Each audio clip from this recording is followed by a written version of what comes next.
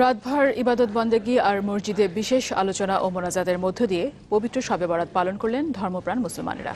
শবে বরাত উপলক্ষে সারা দেশে নিরাপত্তা ছিল জোরদার। প্রায় সব মসজিদ সারা রাত খোলা ছিল। জিয়ারতের জন্য ভিড় ছিল কবরস্থানগুলোতে। হিজরি সালের শাবান মাসের 14 তারিখ দিবাগত রাতটি মুসলিম উম্মাহ শবে বরাত বা সৌভাগ্যের রজনী হিসেবে পালন করে থাকে। মূলত মাহে রমজানের আগমনী বার্তা নিয়েই হাজির হয় শবে বরাত। নিসফে শাবানে আল্লাহ রাসূল ইবাদত করেছেন, উনি কবর জিয়ারত করেছেন, নফল ইবাদত করেছেন, তো সেই অনুযায়ী আমরাও ইবাদত করি। যদি কেউ সারা বছর ফরজ আদায় করে এর পাশাপাশি নফল ইবাদত করে তা আল্লাহ তাআলা এর সওয়াব বেশি দিবে। এশার নামাজের পরপরই মসজিদে শুরু হয় বিশেষ আলোচনা, কোরআন তেলাওয়াত ও মিলাদ মাহফিল।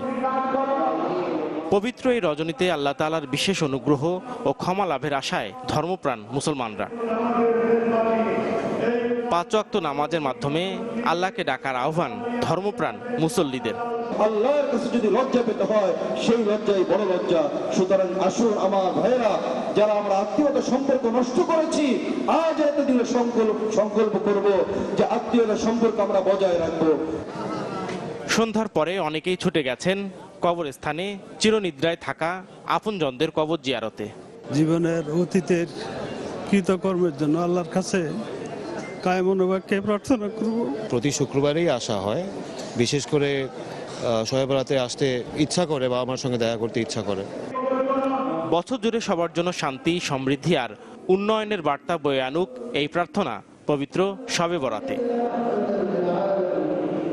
নাফিউল ইসলাম লিঙ্কন, চ্যানেল 24, ঢাকা।